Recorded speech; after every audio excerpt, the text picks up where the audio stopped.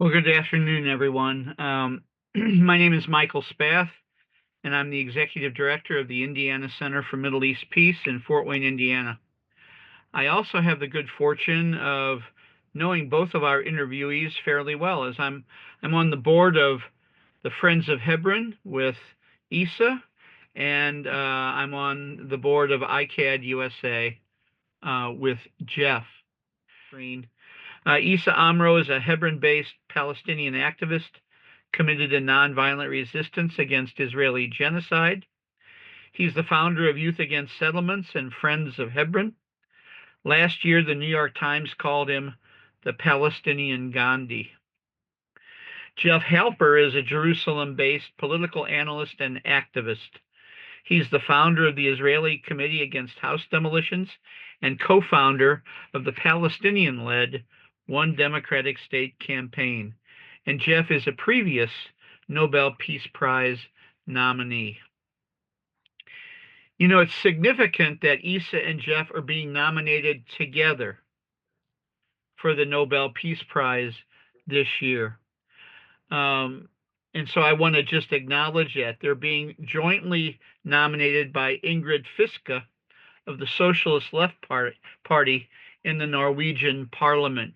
And so we really want to acknowledge Ingrid for her courage and her foresight and wisdom in nominating both Issa and Jeff together. So we're going to welcome Issa in just a few minutes. And Jeff, I see you. Welcome from Jerusalem.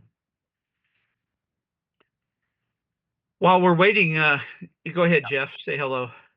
Hello, everybody. Yeah, Good to be with great. Jeff, while we're waiting for Issa, because I do have a number of questions for you together, but I know that yesterday, as soon as you heard, you ran right directly to the educational bookshop in East Jerusalem, a place where many of us on this screen have been and consider it a home away from home in East Jerusalem. What can you tell us about what you experienced yesterday with the Munas, our friends the Munas, in East Jerusalem at the educational bookshop? Well, I got an alert because Al Jazeera actually had, as soon as it happened, Al Jazeera broadcasted. So, I picked up on that and I ran over. It's true. Uh, and Ahmed was there, one of the owners who had been arrested in the first time a few weeks ago with his cousin Mahmoud. Uh, and everything was closed. He was sitting outside because what he told me was the police came. Again, no, they don't tell you why. In other words, they came into the shop. They were very aggressive, much more even sometimes in a way personally than the first time because they started to push people around, push people out, including his elderly parents who were there. And again, began to go through books and take books. And, they kept asking, what are you doing? Why are you, what's going on? What's the reason why you're here? And they simply wouldn't answer them at all. They said, just shut up and get out. And then they took some books and then they arrested Imad, who was also one of the family, who's one of the owners of the shop. I took him to the police station. And when I got there, Ahmed was sitting outside because the police had then locked the educational bookshop and taken the keys. Uh, so I stayed for a little bit, partly in solidarity, partly to see if something else was going to happen. And then I left. So what I heard afterwards was that Imad was released. And as far as I know, there's no charges or anything. Seems to be a campaign of intimidation that's going on, and it's very hard to convey the amount of suppression that people feel, the Palestinians, not only in East Jerusalem and obviously in the West Bank and in Gaza, but also inside Israel. Palestinian citizens of Israel are feeling a tremendous amount of intimidation, suppression, in a sense, a message of zero tolerance. Almost like what the police were saying to the Muna family the Israeli government is saying to the entire Palestinian community of Israel and beyond, and that is shut up.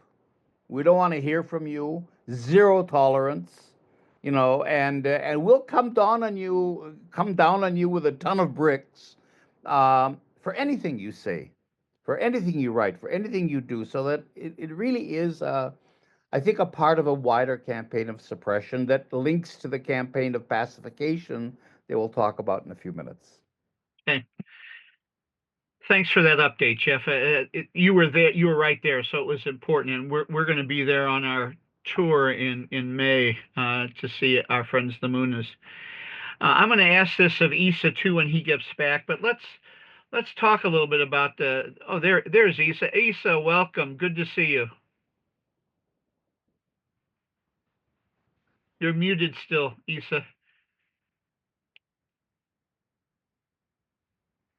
Good to see you too. Thank you for organizing this. You, there you are. Well, good. It's good to have you and Jeff together with so many of both of your friends. I hope that you're able to see so many of them on the screen. I was just about ready to ask Jeff, so I'll ask both of you. You've been nominated for the Nobel Peace Prize together. And of course, I mean, each one of you is deserving of the nomination in your own right. But I'd like for each one of you to share with us what it means to you that you are nominated together. Issa with a Jewish Israeli resistor, and Jeff with a Hebron-based Palestinian activist. So Issa, why don't you begin? Are you there still? Yes, I'm here. Okay, good. That you were nominated together. What does it mean to you? It means that we can.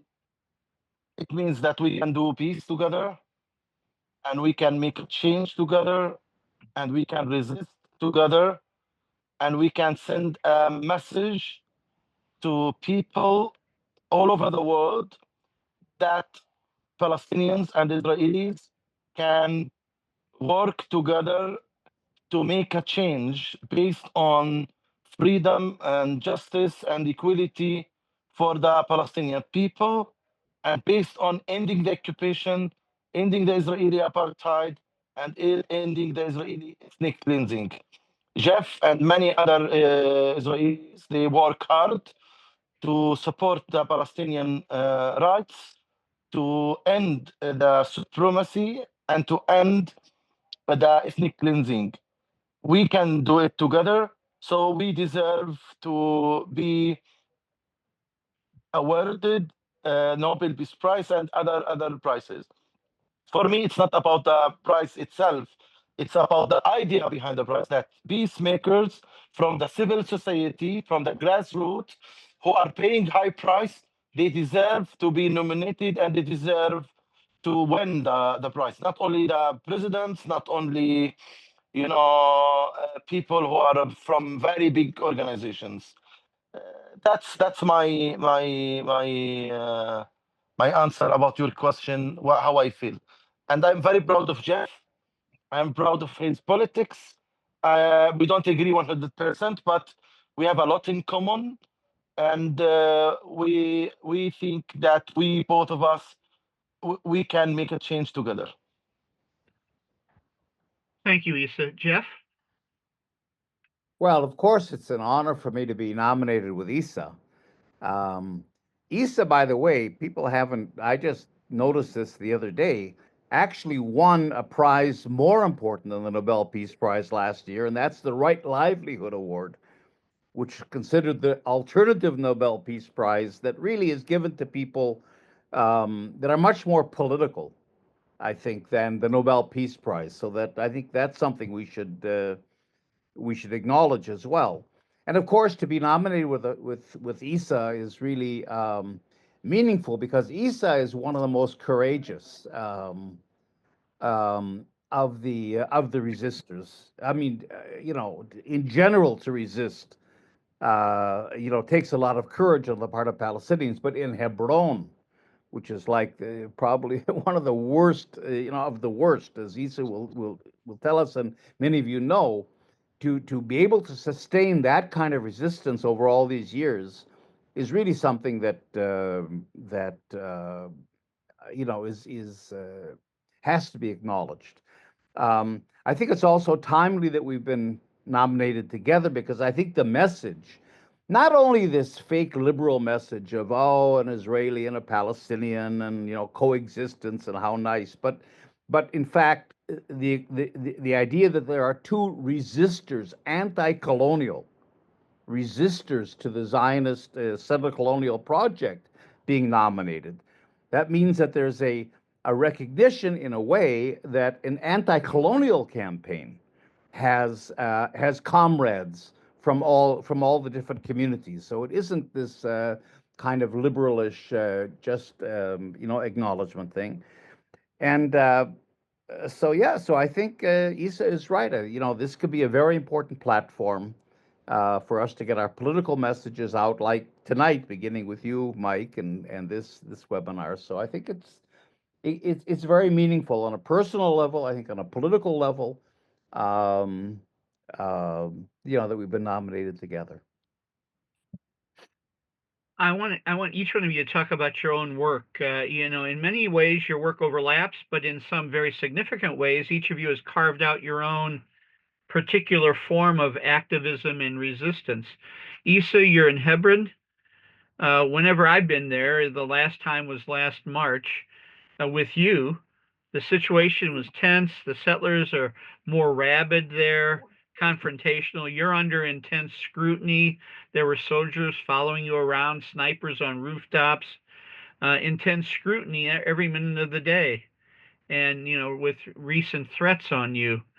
Jeff, you're in Jerusalem, and while you've been targeted and arrested many times over the years and have been an activist protesting home demolitions, participating in the Gaza flotilla and the like, your activism has taken the form of an analyst challenging us to work toward a political analysis and then a political solution, most recently with the One Democratic State campaign. So I'd like for each one of you to talk a little bit about your own present work. So Issa, let's begin with you again. And I focus a lot on the grassroots level, on the ground, to support the Palestinian families and to resist the Israeli occupation and Israeli settlers by organizing direct actions, sit-ins, campaigns on the ground in Hebron especially. I do a lot of legal work to try to stop the settlement expansion and to protect Palestinian houses. I do a lot of tours, awareness campaigns. We do a lot of community activism. And mainly we focus in two main things. One, to keep the families stay in their homes and their land. And on the other hand, to speak about what is happening and the Israeli policies of ethnic cleansing and apartheid and occupation, and about the narrative that Palestinians exist, Palestinian nonviolence resistance exists. But mainly in the last 1 year and a half, we were in defense, to be very honest, Mike, because the situation is really hard on the people. We are facing real transfer. In the past, Israel was working hard to transfer us but not with a visible means. But after October 7th, they used the opportunity, they used the momentum to get rid of the families from certain areas, especially Area C, H2 in Hebron, Jordan Valley, Masafer Yatta. So they want to get rid of the people from there, and they are working very hard. So I focused with other activists in my group to keep the families in their homes, to try to make it easier for them, and to speak loud about what's going on to us from the occupation. Jeff does other things, but I mainly work on the ground, and I speak to the families, I connect them together. I work with other solidarity groups from all over the world to organize campaigns to increase the cost of the Israeli occupation by doing daily actions and daily, activities. This is what I do in the ground. So I am very active with Youth Against Settlements. We train them. We have a new group of activists now. We train them about nonviolence resistance, about storytelling, about legal rights under the Israeli military apartheid law. And on the other hand, I'm very active with an organization called Friends of Hebron. We do a lot of advocacy in the US, and we try to open the eyes of the American lawmakers, the American people, and the American stakeholders, celebrities about what's going on the ground. And we, in Friends of Hebron, we support the families and we support the activists in Youth Against Settlement as well. So I do that mainly. I am very active with another organization in Germany, in Europe. It's called Artist Allies Hebron. It's to bring artists together to do artistic work to highlight the Israeli occupation, the Israeli apartheid, and the Israeli ethnic cleansing in Hebron. Thank you, Issa. As a matter of fact, we know that in the fall you'll be doing you'll be in the U.S. for at least 6 to 8 weeks, and so those of you who would like to maybe host Issa might want to be in touch with myself or Doug Thorpe or Maya Garner or Miko Peled. We are, and others, we're all on the board of Friends of Hebron. Jeff, same question to you. Tell us about your work these days. You're muted, Jeff. Most of you know the work of ICAD over the years. We've been working now since 1997, so it's a long time for a resistance kind of an organization, political organization, to exist and continue to function.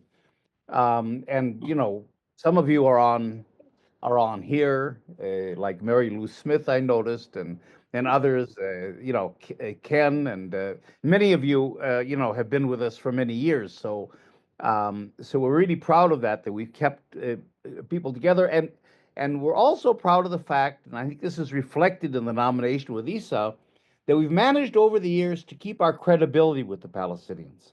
I mean, it is not easy at a time, of political suppression that that we're going through as an Israeli organization, to be able to continue to work with Palestinians, work inside their communities, and keep that trust, and really forge, a common front. So ICAD, as you all know, is also active on the ground, rebuilding homes, although that's become difficult over the last few years, but we do build still. We built some agricultural structures in Beit Umar not long ago to help the Palestinians stay on their land, because the settlers are always trying to come in and take the land and so on. But yeah, because I'm an academic, I'm an anthropologist, I'm also able to kind of take the activism, read what's happening on the ground, and develop grounded analyses out of that I think people find useful. And then that leads, of course, into our political work. And here's where I think I don't think Issa and I disagree, but this isn't an area that Issa has been so involved with, and that is the whole idea of a political resolution to this whole thing. ICAD has always been political, and we've rebuilt homes. We've brought up the issue of house demolitions, not per se, but as a vehicle for exposing how the occupation works, and how the Israeli colonization works in general, so that we're committed to trying to find a political way out. And so ICAD as a group, and myself as a co-founder, we've been involved with this Palestinian-led organization, the One Democratic State campaign, and so we're very committed to the whole idea of replacing Israel and its occupation with one democratic state of equal rights for everyone, the return of the refugees, of course. And so I think ICAD's main focus these days because it's much harder to be involved. That's why I admire what Issa's doing so much. It's so much harder to be involved on the ground today than it was a few years ago. So we're really trying to focus much more at this crucial time on a political resolution and pushing forward the idea of one democratic states. Thank you both. This is another question for both of you, and Jeff, I'd like you to go first. You know, you're nominated for the Nobel Peace Prize. As you mentioned, Jeff, Issa has won the Right Livelihood Award. We'll get to that in a minute. And you've been previously nominated, Jeff, for the Nobel Peace Prize. So both of you are proponents of a nonviolent resistance to Israeli apartheid, ethnic cleansing, and their genocidal agenda. So I want you to address two things. I'd like for you to share why you're committed to nonviolence, and who or what were your influences in your adopting this set of values around nonviolence as a part of your activism? Well, let me just say, just to complete a thought from the last question, and that is, about our activities on the ground as well. I have to say, Issa and I are connected. We've known each other for many years and have worked together, but ICAD rebuilt a part of his Youth Against Settlements headquarters when it was demolished by the Israeli authorities. So we have a real connection from that point of view as well. To tell you the honest truth, obviously I'm for nonviolence, but that isn't the center part of my approach to all of this. I think that it's really important to be able to read not just the conflict, but to read your enemies, to read your opponents, to develop strategies. I was always, it's interesting. You're asking about the background to all of this. I'm not going to get into a lecture, and I promise you I'd be economical. But you remember the story Billy Budd, Herman Melville story, Billy Budd, about this shipmate Billy Budd, who is just pure. He's only ideals. There's nothing bad about him. He can't see anything bad or evil. And so when Claggart, who's the first mate, who is evil, accuses him of mutiny, he doesn't even know how to respond, and he pushes Claggart, and Claggart falls and hits his head and dies, and and the story goes on. So that always affected me. Rollo May, back in the '60s, a famous social psychologist, wrote about it. And that is, you've got, it's important to be good. It's important to have, obviously, values and so on. But at the same time, you can't ignore evil. You can't be naive in the face of evil. And you have to develop strategies that are appropriate. So I recognize that in some situations, armed struggle, which is a right of the oppressed people, it can be appropriate. I think it's a matter of strategy. Now, obviously, I'm against killing people. I'm for nonviolence. But I think at the same time, strategies of resistance have to be able to read the situation and read your opponent well. And you don't have that luxury as an oppressed person always to decide, well, these are my moral standards and I'm going to just stay with them. Sometimes you have to.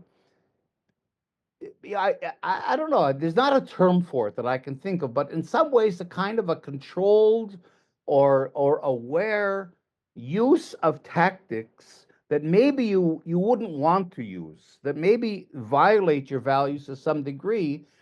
But you have to always do that evaluation between the struggle itself and what you're trying to resolve, and resolving the oppression and saving the lives of yourselves, your families, your people, and so on, versus certain kinds of constraints that you might not want to do things, but you feel, look, there's in the balance, not that you would become evil, but that sometimes you would develop, you would adopt strategies that you wouldn't want to adopt. So I guess what I'm trying to say is always in my thinking, the struggle uh, and the ideals are in a kind of a dynamic tension. It isn't like, you have these set of, and then you can kind of apply them purely, like Billy Sure. Budd would, to a situation. And I think, that's the way I would kind of approach this issue of nonviolence. I appreciate that, Jeff. And Issa, we're going to get to you in just a second. I ask it not so much with any kind of judgment or prior answer, because far be it from most of us who are sitting in places of privilege, right, and sitting in very safe homes and cities and contexts. Far be it from us to dictate to people who are under genocide how they should how they should resist the genocide that's happening to them. So I really am asking because I want to learn from you all, and so I'm eager to hear Issa's response. So Issa, talk to us about your embrace of nonviolence and the influences on adopting that set of values. I was a normal Palestinian who was working on his education. This is typical family in Palestine, that Palestinian families, the parents try to push their children to do well in their education, in their schools and universities. And for us, getting a degree from the occupation is resistance, is a kind of steadfastness and sumud, that we get educational degree in spite of the Israeli occupation obstacles and Israeli occupation, oppression, and miserable life. So for a Palestinian family, they try to resist by, staying in their homes. They try to resist by going to their schools. They try to resist by going to their universities, going to their work, to farm their land. So to remain is a resistance. So we say active existence is resistance for us. So non-violence resistance for the families, it's part of the family daily life, to stay and remain, and in spite of the soldiers' violence, the army aggression, the settler terror, and in spite of everything they do to you, you stay, you remain strong, firm as an olive tree. And the olive tree for us is the symbol of Sumur, that it's green all year in spite of the weather. Is it hot or cold, winter or summer, spring, autumn? So the olive tree is there, and this is what Palestinians want. Me personally, I was not political at all. I was only taking my education very serious until I got into the university to study engineering. So I'm a engineer. For me, everything is a system: input, processor, output, feedback, and reduce the disturbance on the system, and how to make the system efficient. Until the last year, Mike, in my university, and the last semester, the Israeli occupation closed my university. If they didn't close my university, I don't think I'd become an activist. That's the situation, that the army forced me to resist the closure of my university. So I had to go back to house broken. I was ready to do anything against the occupation, from violence to anything else. But I was lucky that when I searched about how to make a revolution to get my education, it was not about occupation. Because for us, you fight to get electricity, you fight to get water, you fight to get food. It's not a fight. Why? Because the occupation, since very long time, is working to make our life harder and miserable, to force us leave. So I searched on Yahoo, not Google, how to make a revolution. Luckily, what came out first to me was the anti-apartheid movement in South Africa, the civil rights movement in the US, and Martin Luther King and all his friends, about Gandhi. So I started searching about them, how they made a campaign to win what they want. And I was so inspired about them. I didn't hear about them before. Then I moved a little bit and I found Gene Sharp a book about the tactics of and ideas of non-violence campaigning and what to do this and what to do that. But it's all not part of our Muslim culture. So I searched more. I found another very famous non-violence leader. His name Bacha Khan. He's Pakistani. He was active with Gandhi. So he was acting as a non-violence activist and getting that power from his religion, from Islam. So I went back to the students. I talked to them about it.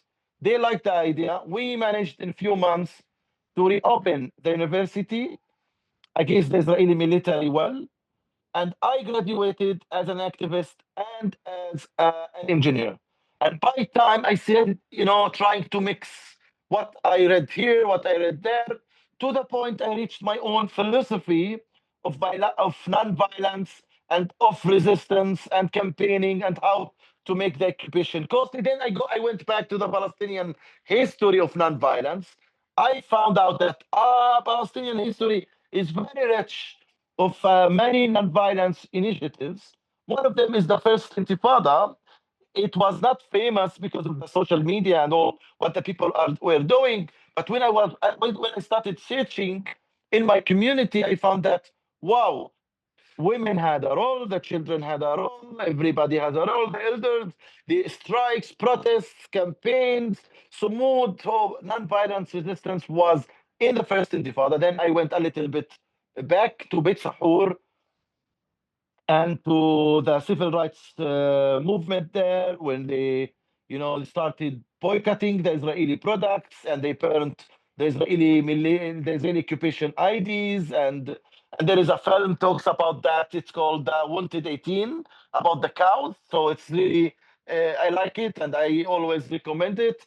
And Mubarak Awad the leadership of that. So and then I went back a little bit more to the 30s against the British mandate with the longest strike, against the Israeli, the British mandate.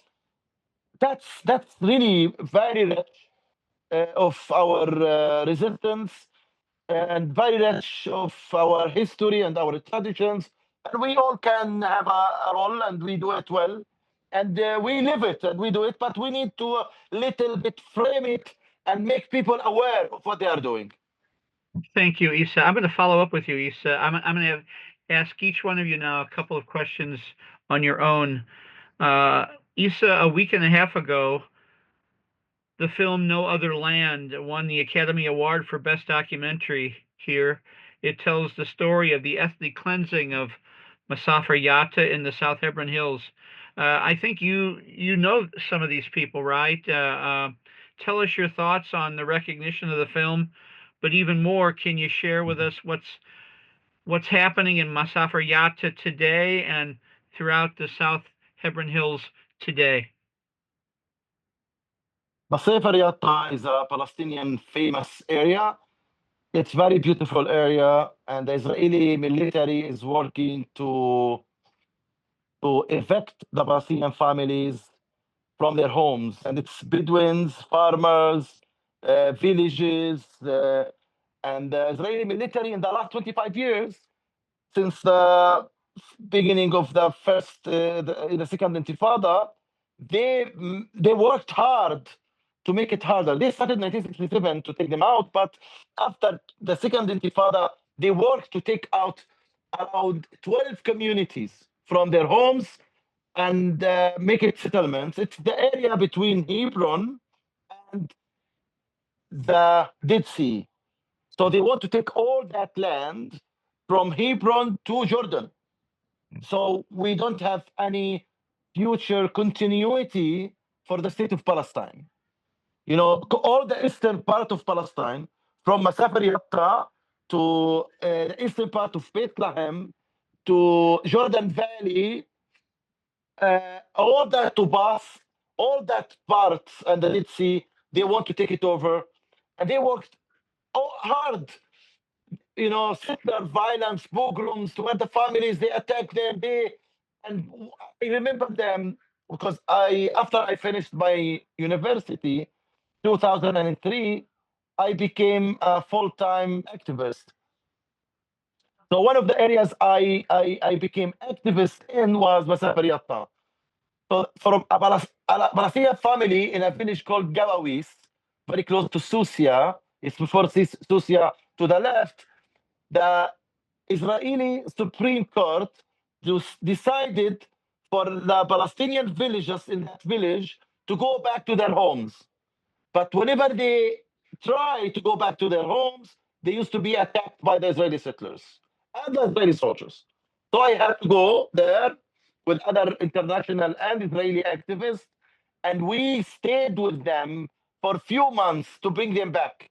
Now, Gawawis is there. It's one of the best villages. It had the headquarters of amazing organization called Commit Me, which gives electricity and renewable energy to the Palestinian families who don't have electricity because of the occupation. So that's Masafer Yatta. And by time, they work harder and harder and harder on them. So they have no water, no enough electricity, no roads, house demolition, tents demolition. They go after their sheep. So it's a front line. And they tried, for example, 2019, 2018, to destroy Susia, another famous village in that area. And a new generation, their fathers were not that active. They were one, two, three fathers were active. The new generation, as Basil Adra and Hamdan and Nasser Nawash'a and Fatme and Sami Horeini and Tariq Hadalin and all of them, they went to universities, they learn, they become fluent in English, they become good activists, and they start leading the defense campaign against the Israeli occupation and the Israeli settlers. And they are the front line. And they used to be arrested, detained, intimidated. And who is helping them and who's in solidarity with them? Many Israeli activists who share, as Jeff and other Israeli activists, who see us as human beings, as Palestinians, and who believe in the Palestinian rights. We call it joint nonviolence struggle. We are very proud of this joint nonviolence struggle. ICAD helped me to rebuild Youth Against Settlement's headquarters. And now it's the most important house in Hebron. It's the nonviolence activist house. I live there. Now it's my permanent house and permanent address. And everybody comes to that house. It's from ICAD, Israeli organization. B'Tselem, Yeshdin, Breaking the Silence, many other organizations, many Jewish organizations from the US. They do great work to help the Palestinian families. And it's not normalization, because they are not to try to show that the occupation is normal. They are not trying to make us coexist with the occupation. You know, they have different views. Maybe some Jets, they believe in one state solution, which is great solution. And others, they believe in the two-state solution according to the international law, according to the peace agreement between Israel and Palestine. But for us, it's not now about the solution. It's about that we want to keep the families, to remain in the land and to remain in the ground. And someone as Jeff can really go around and make solution possible, and other people can help us to do so. So the film came out as a fruit of this joint struggle with Yoval and Rachel and Ezra Nawi. He passed away, but he's one of the best activists. Amiel Vardi, he's living there. They are dedicating all their time, all their energy to remain. And Ezra Nawi, for Masafer Yatta, is an Israeli activist. He dedicated all his life to help the Palestinians. And we are not trying to say that it's coexistence. We are not trying to say that we are equal, not at all. There is no normalization here. There is, it's about increasing and strengthening the Palestinian to work together in that way. So Northern Land is a great film, is a very great film. It was a shame to be attacked by I don't know who did that big damage to our movement to attack a film. It's not about winning Oscar, Mike. Even if it didn't win Oscar, the film tells the story of Palestinian nonviolent resistance, Palestinian Sumud. It tells the story of the occupation. It tells the story of the ethnic cleansing. If it's with Israelis, it's okay. If the Israeli activists they come to us and they want to join our struggle, they are more than welcome. And we know we decided to invite them. We are thinkers. We know what are we doing. I don't want anybody to think for me when I am in the ground facing Israeli settlers, facing Israeli soldiers, and facing death every day, facing torture, facing, to be beaten, to be detained, to be arrested. So I know what is right for my people. And I think that it was very bad idea to write one word against Yoval and Rahel that they are in the films. In the contrary, they are an add value for the film. Thank you so much, Issa. We really appreciate your perspective, not only on the film, but your sharing about what's happening in Masafer Yatta and the real injustice and the criminality that's taking place on the ground there. Jeff, I've known you for more than 20 years now, and ever since I've known you, you've said that we need to change the framework of our understanding beyond the idea of a conflict. And of course, most of us on the call have done that. But also, in addition to a human rights approach, you've really emphasized for your career really a political approach, a political analysis, and a political solution. The title of your latest book gives kind of the story, right? Decolonizing Israel, Liberating Palestine. Tell us what you mean by this political analysis, a political approach, a political solution, and why that's so important for us to hear, even beyond what most of us, of course, yourself included, embrace as a human rights understanding. Well, I mean, human rights and protest and resistance and education and lobbying and campaigning are all key elements to any kind of a political movement. But in the end, there has to be a political program.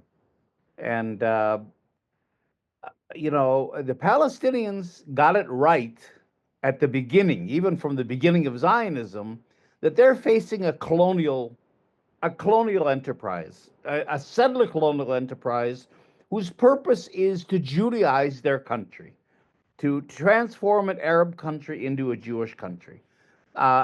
And they realized that, and that was true all the way through with the founding of the PLO. Their charter reflected that. The idea of liberation, we have to liberate ourselves.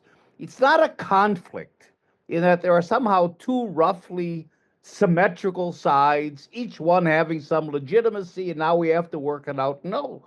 A colonial struggle is much different from that, and there is no moral justification for colonization. It has to be ended, and you have to have a process of decolonization, which is dismantling all the structures of domination and control. And so, the PLO, I think the Palestinians understood that, but in the practicalities of trying to salvage something, they were convinced by Clinton, by other political forces that they should abandon the anti-colonial struggle and go back to the idea of a conflict and the two-state idea. The two-state idea is based on this idea of somehow we can compromise, we can negotiate, and so on. That I don't believe is true. Certainly, with a two-state solution, the refugees can never come back. For example, you never dismantle the power differential between Israel in any kind of a Palestinian Bantustan that would emerge. Um, and I think the PLO paid the price in Oslo and afterwards, and we see it today. Nothing happened except a strengthening of the settler colonial enterprise to a point where there is not only no two-state solution that there never was, but we were faced with a stark alternative between apartheid, which is the only place where Israel can go. You know, they're stuck with 7 million Palestinians, and to whom they can't give citizenship to, because then it wouldn't be a Jewish state. And so apartheid is their only way out, or one state, an inclusive state of equal citizenship that replaces Israel and its occupation.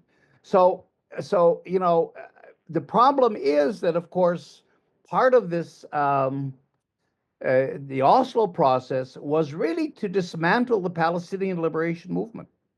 The PLO was dismantled by Arafat. So there is no more liberation organization. There is no more vehicle that brings together all the scattered fragments of the Palestinian people.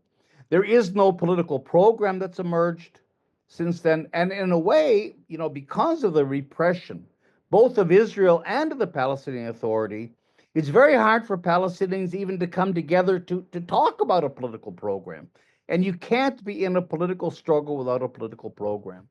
And so it's in the last couple of years, since we started the One Democratic State campaign, we forged a 10-point political program that you can see on our website, which is onestatecampaign.org, that I think is significant because it's the first time an actual anti-colonial liberation political program that details what it means to decolonize and gives a vision of what a post-colonial future would look like, and talks about how one state would actually work, that's been done over the years. So I think we're in a process now, it's late in the game, of coming back to the original Palestinian understanding that they're confronting a colonial regime, a colonial project, and we have to decolonize. And so I think ICAT has been very much a part of that process. But just to answer your point, I think because of the lack of a political program, because a Palestinian leadership has been suppressed, Israel and the PA target, everybody asks, you've heard this 100 times, where's the Palestinian Mandela? Well, he or she is either dead or in prison. So everyone that a potential leader from the age of 12, every Palestinian is targeted either by Israel or by the PA. And so, it's been very hard for them to develop a leadership. And we're hopefully part of that process of helping to give a certain amount of protection, because I don't think it's patronage to have Israelis involved, and it's certainly not normalization. In an anti-colonial struggle, you don't have normalization from that point of view. We're all comrades in the struggle against colonialism, but at the same time, I think part of our role is to say things, do things. For just one little example, and I'll shut up. When houses are being demolished, I can get in front of a bulldozer and do my my resistance thing in front of the bulldozer and so on. If a Palestinian would do that, they'd shoot him. Well, it's the same thing in the political realm. We can say things and do things. I can go out on speaking tours. I can put up on Facebook posts. I can say things that Issa can't say. And so, we're trying to use that privilege we have to push this anti-colonial program. So by being political, what I mean is, and I don't blame anybody, but in the absence of a political program, we're really kind of paralyzed. And so we have to work together to go beyond what we're doing, the protests and the even the resistance on the ground to some degree, and the lobbying and everything we're doing is good, but it has to be put within some kind of a political program that has to be articulated by Palestinians. So we're in this transition process. It's very difficult and it's very urgent because Trump and Netanyahu are trying to nail down Israeli apartheid through this normalization process. So it's time to get political, and we're trying to be political and work with the Palestinians to develop this political program that is today the missing piece in our struggle. You even with all of that, Jeff, you also like to emphasize that the One Democratic State campaign is not an ICAD program; it's Palestinian-led, and that you work very closely with your Palestinian partners in this program, this campaign. Exactly. Yeah. Exactly. And that's why I'm trying to say, that, we're comrades in a common struggle of liberation and anti-colonialism. This doesn't break down to like it would in a conflict or in a two-state solution of an us and them. There is no us and them. We're together in this struggle. And I think that's reflected in the nomination of Issa and I. I have this question's for both of you, and Issa, I'm going to ask you first. So as we gather here today, the Israeli government has openly said that it's open about it, right? It's violating its agreement with Hamas and will not enter stage 2 of the ceasefire. It's closed all the crossings into Gaza, halting all humanitarian aid.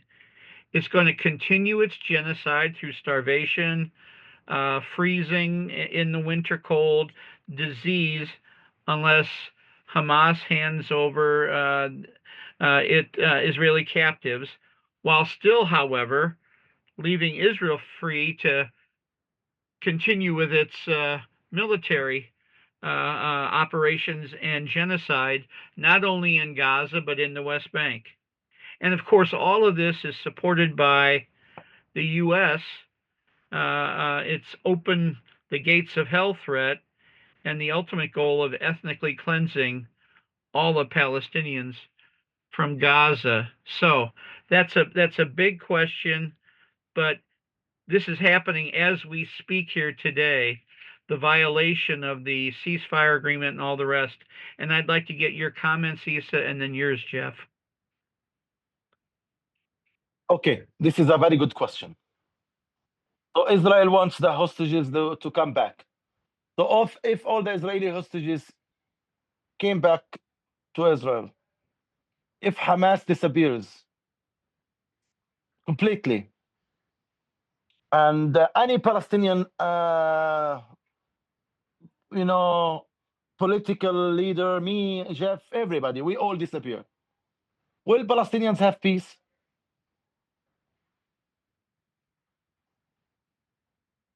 We know the answer, right? We know the answer is yeah. No. We are not the problem. We, the Palestinians, are not the problem. Regardless of what we do, the occupation is going on to build more settlements, to take more land, to transfer the Palestinians. They didn't talk about transferring Hamas outside Gaza. They said they want to transfer 2 million Palestinians. So that's Israel. And they want to transfer the Palestinians from Hebron as well. And they're working on it since 1948. It's not new. For us, that transfer is not after October 7th. Our history didn't start on October 7th. 800,000 Palestinians were transferred from their homes. Hamas didn't exist. PLO didn't exist. PA didn't exist. Fatah didn't exist. Palestinian violence didn't exist. 1967, we were expelled from our houses when they occupied the rest of Palestine. And with all that history of working to push Palestinians away from their homes, from their land, what is that? It's as Jeff called it, they are colonizers. They remove Palestinians and bring settlers to live with them. With colonizers' mentality, it's a kind of investment. It's a financial investment for them. Free land, You build houses and you sell houses to colonizers. This is the situation. So bring the hostages back.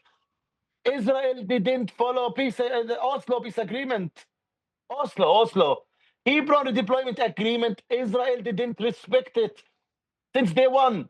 So in Hebron redeployment agreement, which was signed by Netanyahu government 1997 and the Palestinian Authority, it says that Israel has to reopen Shuhada Street for Palestinian vehicles.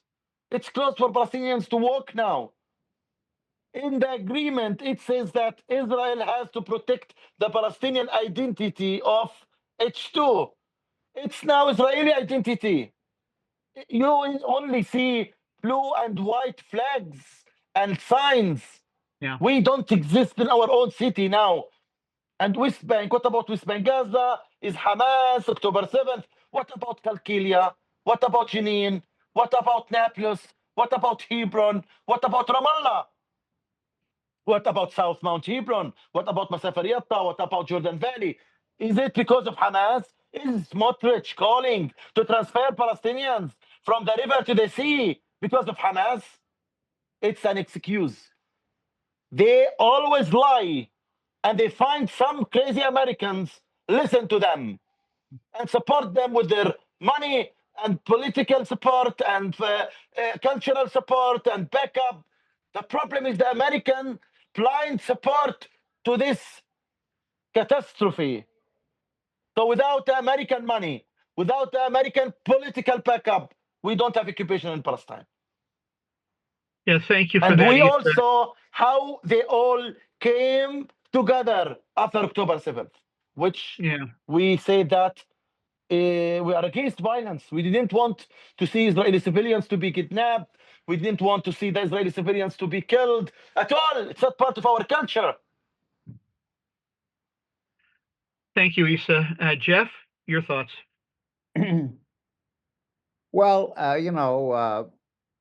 again, I go back to this idea of settler colonialism. I mean, in a way, everybody here is plugged into that. I think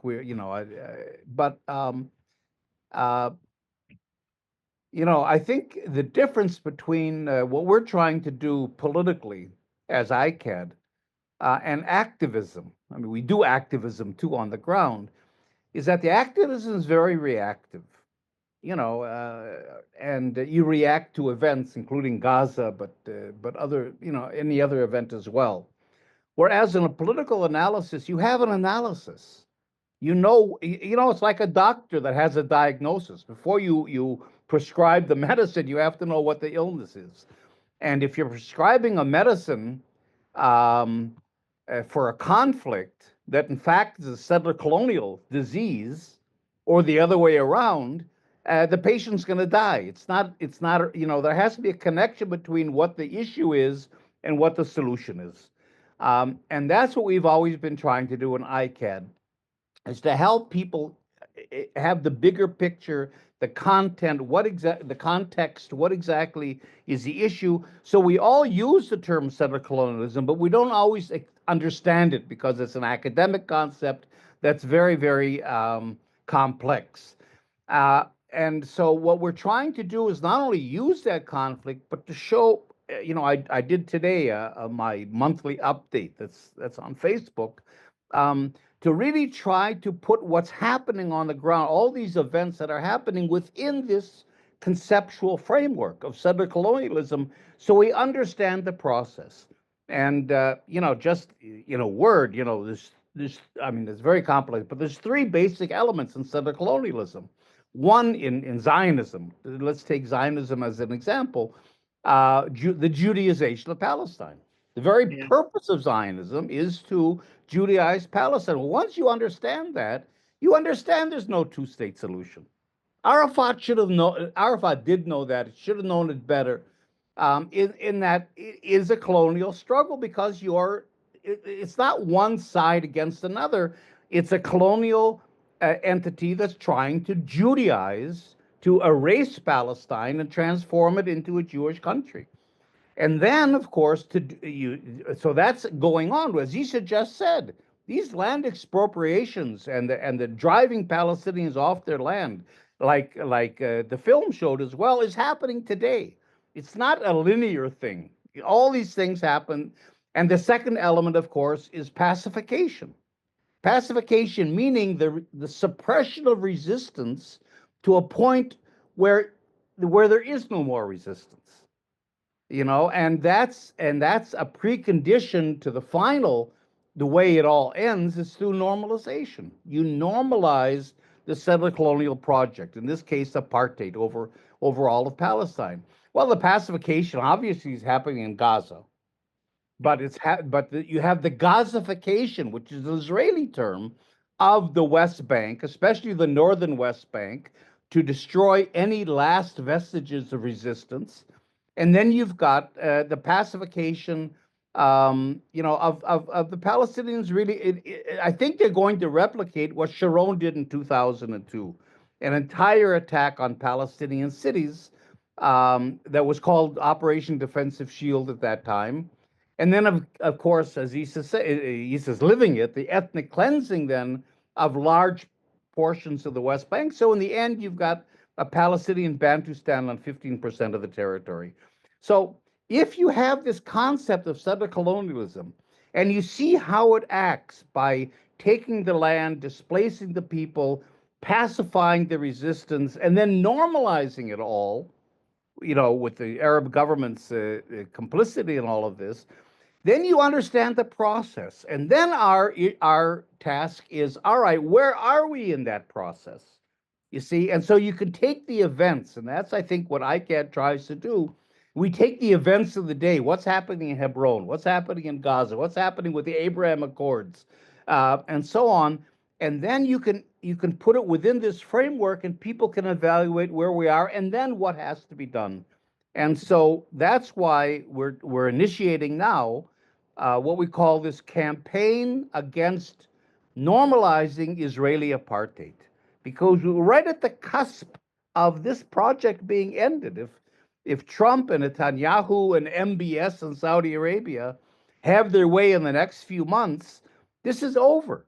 It will be normalized. And normalization, it's not a very dramatic term. It's hard to get people out in the streets over normalization, but it's a very powerful thing, because if you think about it, normalizing is normalizing. There is no more political space after normalization. The normalization will be apartheid. Palestinians will then come back and say, okay, well, what about our rights? And the answer is going to be, hey, we've moved on. This is normalized. There's an agreement, and so this is really where we are. We have to focus on this. The problem is, and this is what I talk about in my March update, is that there's a disconnect between what's happening here and all the international organizations that are working to support the Palestinians, because they're not in contact with the Palestinians very much. There is no forum, there's no channel in which I can talk to the leaders of, let's say, the PSC in London, the US campaign in Washington, JVP in New York, all kinds of groups. There is no forum. And so every group has its own turf, every group has its own budget, every group has its own staff, every group has its own agenda, and without any, and so in a way, their campaigns go on. I see this in BDS as well. Their campaigns go on without any relation to what's actually happening on the ground, or what this process of settler colonialism is. And we're trying, and it's not easy by any means, and there has to be much more Palestinian involvement in this, trying to seize the leadership and to bring some coordination into this worldwide movement. I think people are mobilized around Palestinians, but they don't know exactly what to do, and that's where the political program comes in, Palestinian leadership comes in, and the use of concepts like settler colonialism, so that we know exactly where we are in the struggle. So so all of that is the relationship between what's happening on the ground and this and developing an effective political anti-colonial movement to oppose it. So Jeff and Issa, I'm aware of the time, and I've still got a couple questions yet that I want you to address. So I'm going to ask you to be economical with your answers. But as a reminder, I just want to remind everyone that this webinar is being sponsored by the Indiana Center for Middle East Peace, the Friends of Hebron, and ICAD. And we're appreciative of these organizations for hosting the webinar.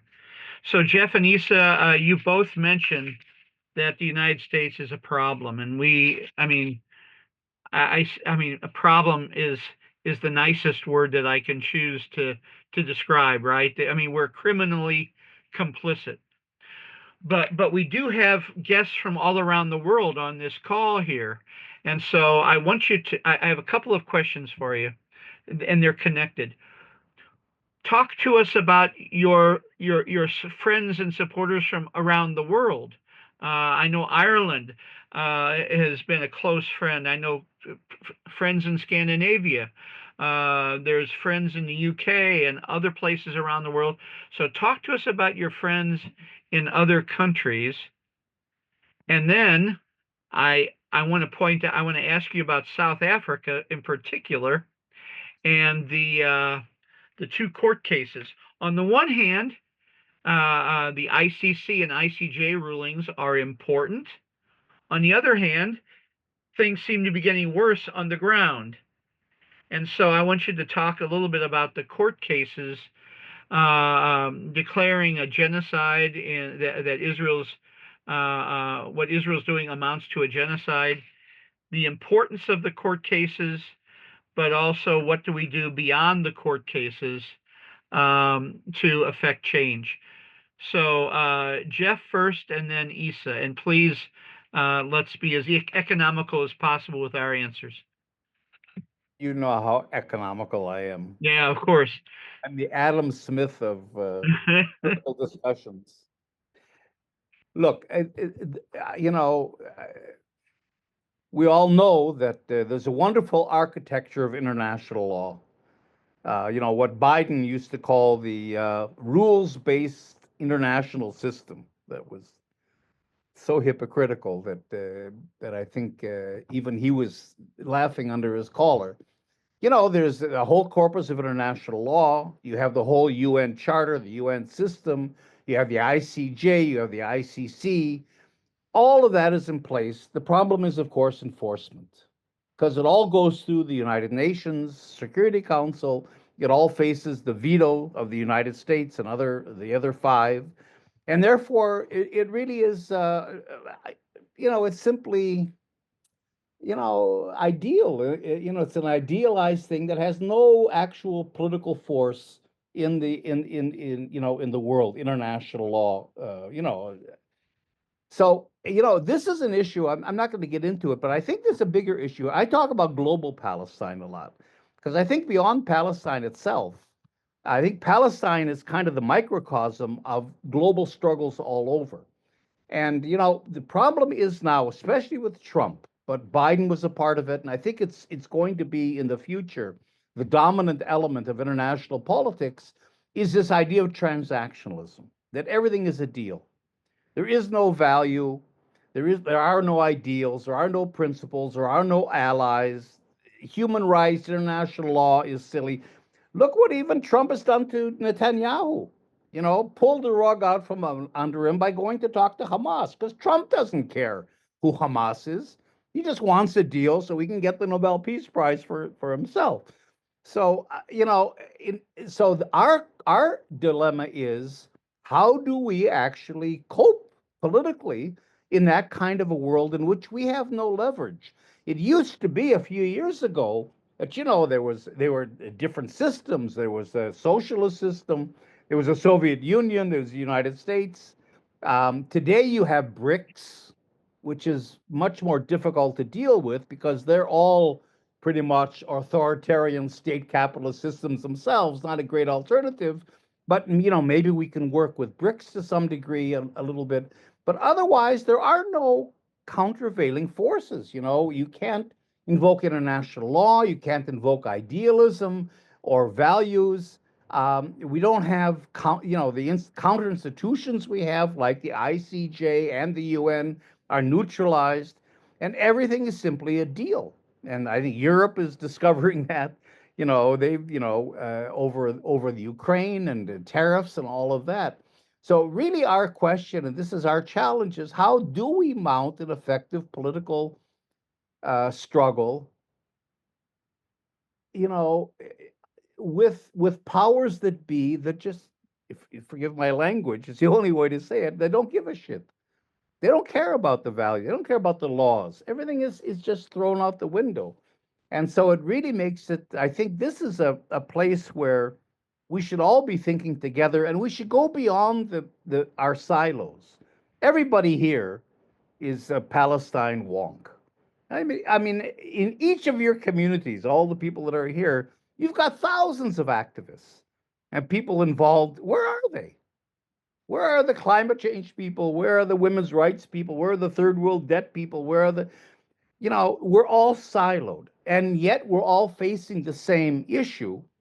And that is, how do we move a progressive agenda ahead and even save the planet um, in a world that's all transactional? So I think we should be leveraging to some degree the Palestinian struggle and what we're learning and how we're trying to cope with it into an international conversation, and begin to learn from other groups in other issues that we're not in contact with, how they're dealing with that, and try to create for ourselves some kind of a counter movement that can effectively deal with the transactional international system.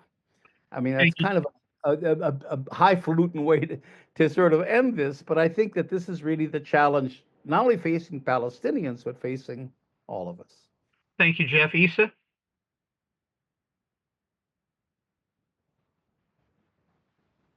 Issa, are you still with us? Yes, I am with you. Good. Yes, please. Can you repeat the question? Sure. Sure. We know that the United States is a problem.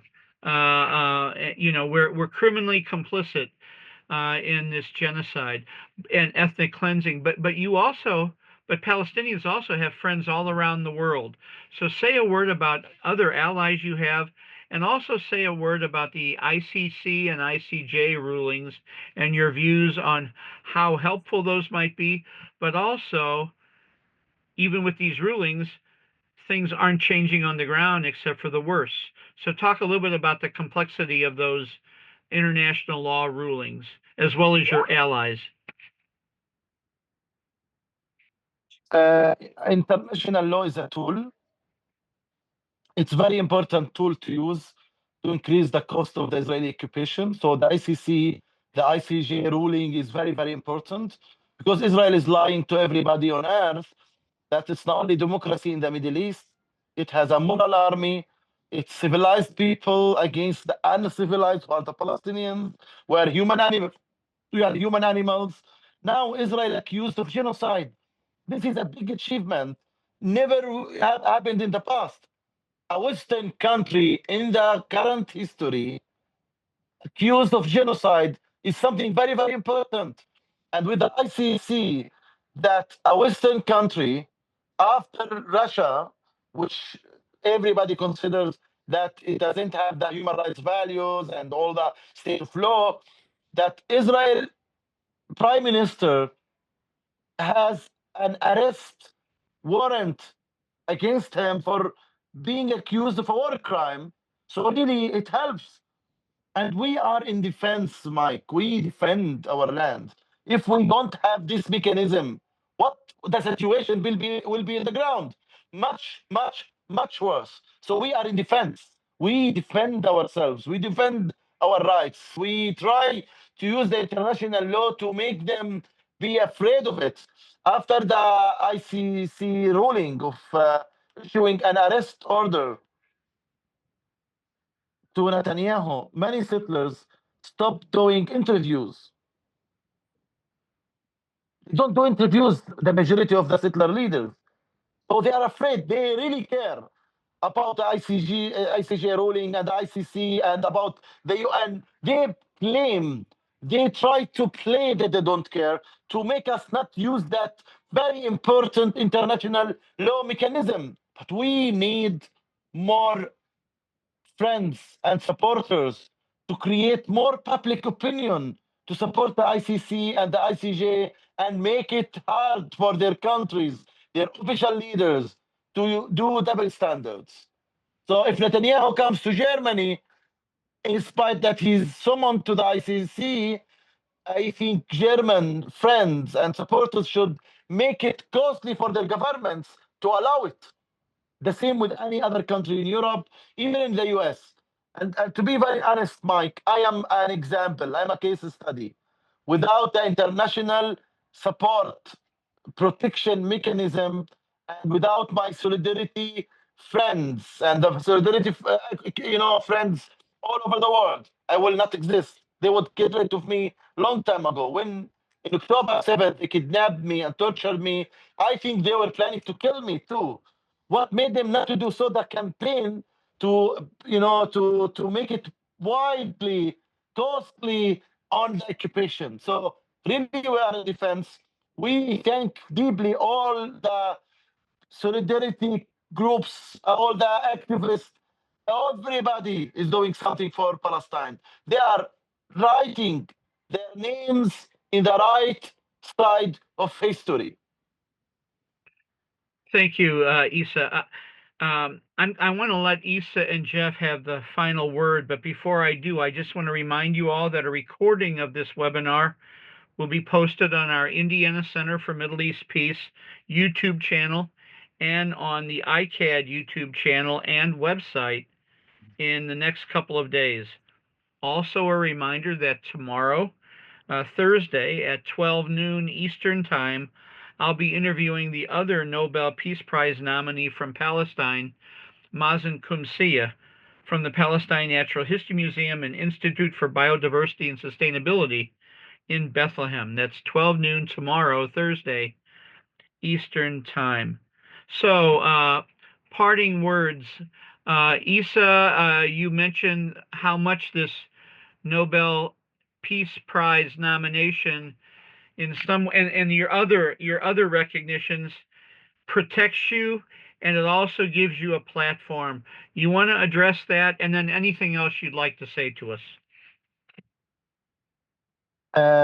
Yes, the Palestinians are stereotyped as terrorists, and they try to shut off our voices. The Israeli occupation works very, very hard to shut off our voices and make us not reach you, not reach the international media, and not reach outside Palestine. Even inside Palestine, they don't want us to talk. So the military system, non-violence resistance is not allowed. What I'm doing is not legal in the Israeli military system, but with the international protection, with the international awareness, with the international media awareness, with the international social media awareness, all of that is really important to me and to other activists, to Susia, to Masafariata, to Basel, to Jordan Valley, so everywhere. Your work as an activist is making difference in the ground. We see it, we feel it. The soldiers to each other. He's filming. Be careful. He's filming means that you will see what they do. So they're afraid. They're very afraid that we give you these video materials and it will be shown everywhere. They're very afraid of media. They're very afraid of social media. So finally, Mike, this is something very important to me. I want to thank you, all the activists all over the world. They are making a huge difference. And in Palestine, we felt it after the war. We felt your important work on the ground.